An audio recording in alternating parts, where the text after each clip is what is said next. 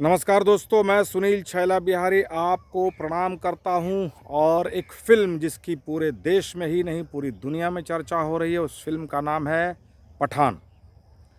Pathan film सिर्फ hit ही नहीं हुई है, उसने इतने रिकॉर्ड अपने नाम किए हैं जिसके बारे में बखान करना भी मुश्किल है।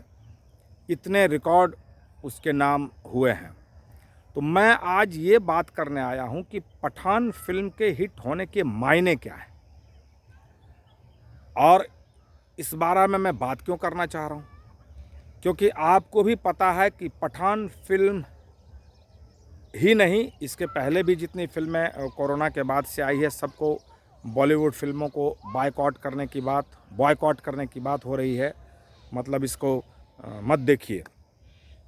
कुछ हद तक शुरुआती दौर में ये हुआ भी, और अभी जो ये पठान फिल्म है, इसको बॉयकॉट करने की जो बात हो रही थी वो इस मुद्दे पर कि पठान फिल्म के एक गीत में ऐसा ड्रेस है गेरुआ कलर का, जिस पर इतना हंगामा हो रहा था। तो पहली बात तो मैं ये कहना चाहता हूँ कि कलर को इन चीज़ों से नहीं जोड़ना चाहिए। और दूसरी बात ये कहना चाहता हूँ कि फ़िल्म उद्योग जो है, ये बहुत ही पावरफुल उद्योग है। यहाँ से सरकार को बहुत सारा राजस्व आता है, और किसी को अगर अपनी बात कहनी होती है तो सबसे अच्छा माध्यम होता है फिल्म।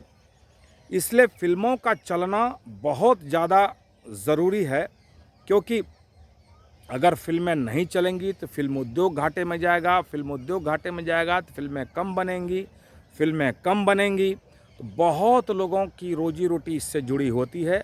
सरकार को तो राजस्व बहुत ज़्यादा आता ही है, इसलिए फिल्मों का चलना बहुत ज़रूरी है।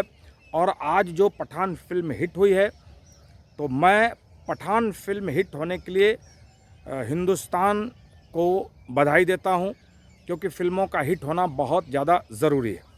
अब ये बात करनी है कि इस फिल्म के हिट होने के मायने क्या है।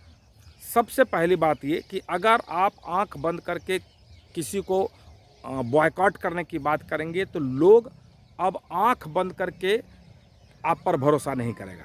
इसका पहला मायने ये निकलता है अगर ये फिल्म हिट हुई है तो। दूसरी बात यह है कि आप हिंदू के नाम पे, मुसलमान के नाम पे, मतलब धर्म समुदाय संप्रदाय के नाम पे इंडस्ट्री को या व्यक्ति को नहीं बांटिए, ऐसा इसका मैसेज है।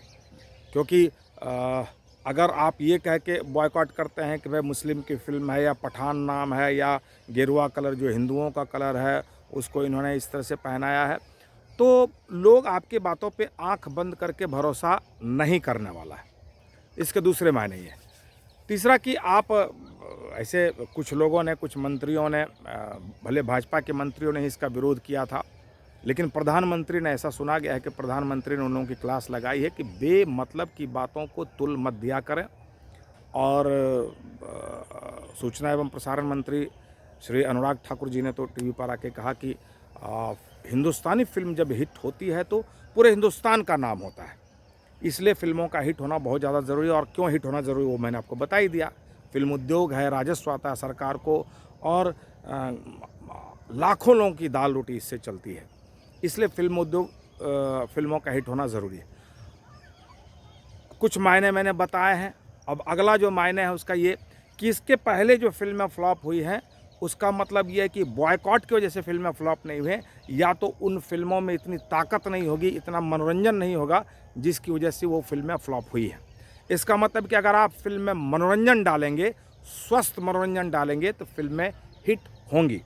ये पठान फिल्म के मायने हैं।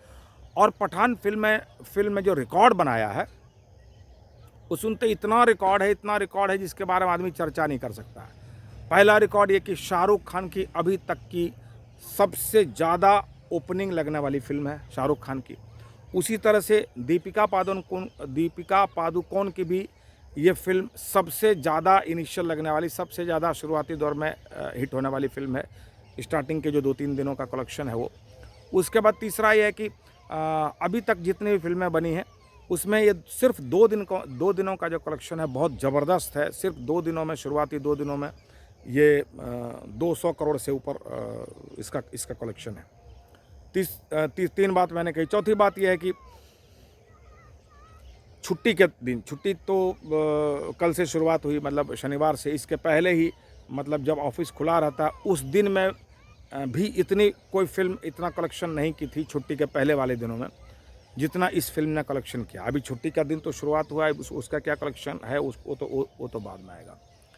इस तरह के कई रिकॉर्ड्स हैं और मुझे ऐसा लगता है कि कहीं ऐसा ना कि ये फिल्म अभी तक की जितनी भी फिल्म है सबसे ऊपर चली जाए, क्योंकि अभी तक तो सबसे ऊपर चल ही रहा है शुरुआती दौर के जो कलेक्शन है उसके हिसाब से।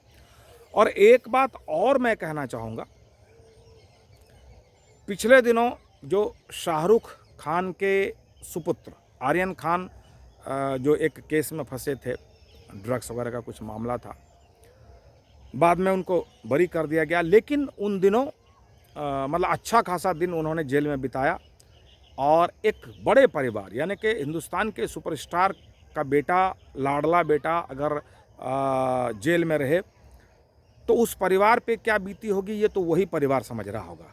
लेकिन उन दिनों शाहरुख खान ने चुप्पी साध रखी थी, कहीं भी किसी मीडिया को कोई भी आपत्तिजनक बातें नहीं कही, कोई ऐसी बात नहीं कही जिससे और कंट्रोवर्सी पैदा हो। क्योंकि अक्सर लोग क्या करते हैं, इस तरह के लोग, खास करके दूसरे लोग अगर होते, शाहरुख खान के जगह दूसरे व्यक्ति होते, वो सीधा कह देते कि मैं अल्पसंख्यक हूँ इसलिए हमें परेशान किया जा रहा है, तो उससे एक कंट्रोवर्सी खड़ी हो जाती है दूसरी।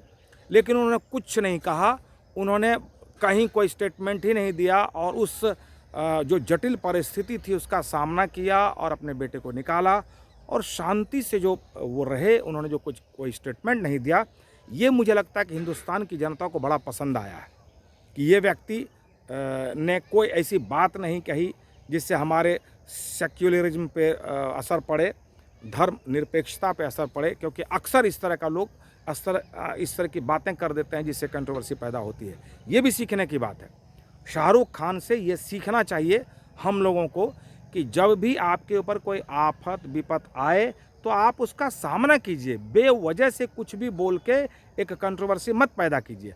आखिरकार उन्होंने कुछ नहीं बोला, फिर भी तो कोर्ट से बरी हुए और उन्होंने कहा कि ये ड्रग्स मामले में कोर्ट ने उनको बरी ही नहीं किया बल्कि क्लीन चिट दिया कि इस मामले में कहीं से दोषी नहीं है।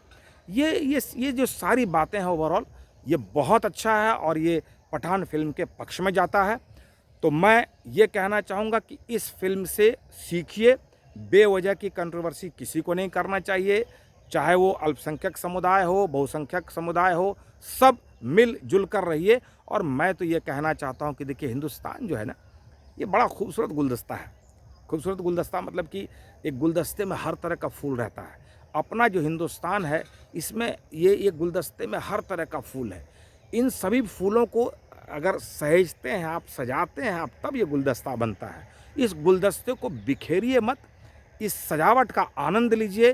हिंदू, मुस्लिम, सिख, ईसाई, और हमने बचपन से सुना है कि हम सब हैं भाई भाई। अब जो लोग बेमतलब की बातें करते हैं, चाहे वो हिंदू हो चाहे मुसलमान हो, उसको व्यक्तिगत तौर पे उसको लीजिए। ये नहीं कि किसी मुसलमान ने अगर कोई बात कह दी तो ये पूरा मुस्लिम समुदाय गड़बड़ हो गया, किसी हिंदू ने कोई बात कह दी तो इसका मतलब पूरा हिंदू समुदाय गड़बड़ हो गया। हिंदू, मुसलमान, सिख, ईसाई सबको मिलजुल कर रहना चाहिए। ये अपने देश की विशेषता है, अपने देश की खूबसूरती है। और अब वो सारी बातों को छोड़ देना चाहिए, आगे बढ़ना चाहिए। इस फिल्म से हमें सीखने की आवश्यकता है और प्रोड्यूसर्स को भी बिल्कुल मनोरंजक फिल्म बनाए। मैंने ऐसी फिल्म देखी नहीं है, मैं भी ये फिल्म देखूंगा तब और अच्छी बातें कर पाऊंगा। लेकिन मुझे लगा कि इस फिल्म के बारे में बोलना चाहिए, क्योंकि हम अगर कहीं ना कहीं फिल्म इंडस्ट्री का भला चाहते हैं, और हमने भी 10 फिल्मों में हीरो का रोल किया है। हाँ, अभी नहीं कर रहा हूँ, उसके अलग मायने हैं, उसके अलग मतलब है। लेकिन अगर उस फिल्मों से जुड़ा हूँ, फिल्मों का भला चाहता हूँ, तो मुझे लगा कुछ बोलना चाहिए और सभी को इससे सीखना चाहिए। और ऐसे ही शांति बनाए रखिए, सिर्फ अच्छी फिल्में बनाइए, मनोरंजक फिल्में बनाइए, फिल्म चलेगी। किसी के बॉयकॉट करने से, किसी को कुछ भी बोलने से कोई असर नहीं पड़ेगा। बहुत बहुत धन्यवाद। हमसे अगर कोई गलती हुई होगी तो बिल्कुल क्षमा कीजिएगा, अपना भाई समझ के, अपना बेटा समझ के, अपना जो कुछ भी समझ के, लेकिन माफ़ कीजिएगा।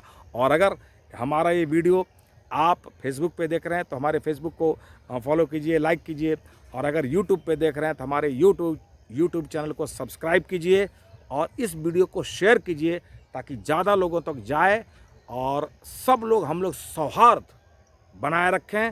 हिंदू, मुस्लिम, सिख, ईसाई हम सब हैं भाई भाई। जय हिंद।